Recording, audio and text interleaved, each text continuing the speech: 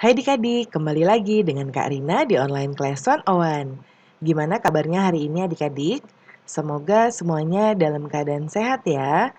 Adik-adik, kali ini kita akan belajar kelas 6 tema 8, subtema 2, bumiku dan musimnya.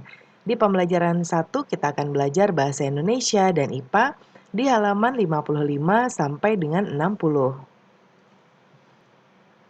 Nah, adik-adik, jangan lupa di-subscribe, klik loncengnya, dan juga di-like video Karina ya. Di-share ke teman-teman juga boleh kok.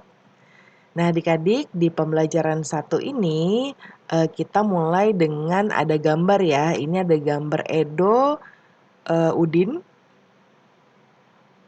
Ini Beni ya adik-adik ya. Nah, Karina lupa deh. Nah, ini mereka bersedang hujan nih adik-adik ya. Nah, kemudian ada bacaan judulnya banjir bukan sekedar bencana alam. Boleh adik-adik baca dahulu ya. Nah, kemudian kita nanti akan menjawab bagian ini. Presentasikan di depan kelas gagasan utama dan informasi penting dalam setiap paragraf. Sebelum presentasi, tuliskan terlebih dahulu gagasan utama dan informasi penting pada setiap paragraf di peta konsep yang sudah disediakan di bawah ini. Nah, kita nanti akan mengisi peta konsep di bawah ini ya. Coba kita lihat di sebelah kanan, ini sudah Karina buatkan.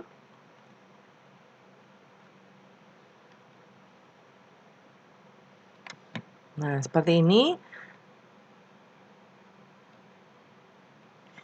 Di paragraf, mulai dari paragraf pertama ya. Nah, ini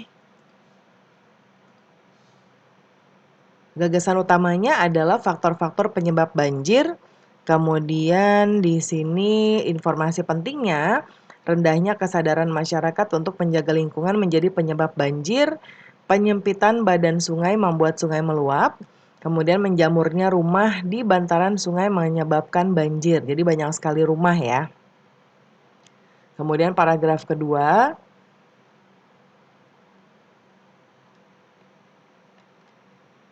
nah, gagasan utama paragraf kedua, penyempitan sungai akibat pemukiman liar. Informasi pentingnya, Pemda sulit menertibkan pemukiman liar, luapan sungai dapat terjadi hingga ketinggian 1-2 meter. Pemukiman di bantaran sungai sangat beresiko ketika, nah ini ada banjir ya, ketinggalan, ada banjir. Lalu paragraf ketiga.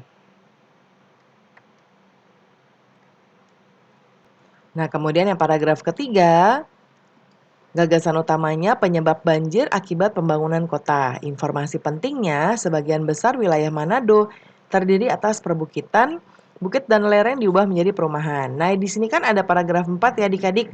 Tapi kalau di bacaan ini hanya ada 3 paragraf saja. Satu yang ini, 2 dan 3. Jadi kita kosongkan saja yang paragraf keempat ya, karena ini tidak ada. Kita lanjut. Nah, kita lanjut di sini.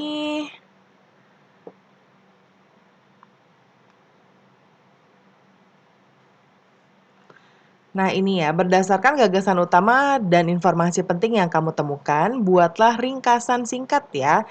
Nah, kita akan lihat di sini sebelah kanan. Ringkasannya adalah banjir menjadi ancaman berbagai wilayah Indonesia.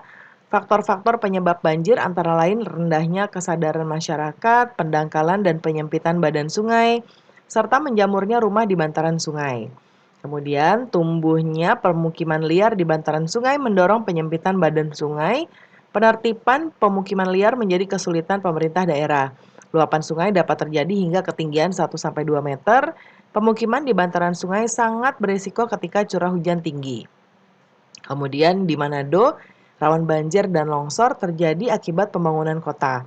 Sebagian besar wilayah Manado terdiri atas perbukitan, sementara wilayah daratan dengan permukaan datar sangat terbatas luasnya. Banyak bukit dan lereng kemudian diubah menjadi perumahan. Nah, kemudian yang selanjutnya, ini juga ada artikel ya adik-adik tentang lumpuhnya kegiatan aktivitas belajar mengajar di Kecamatan Mojoanyar ya. Nah, kemudian ini karena banjir. Kemudian ini boleh adik-adik baca dan kita akan lanjut ke yang berikutnya.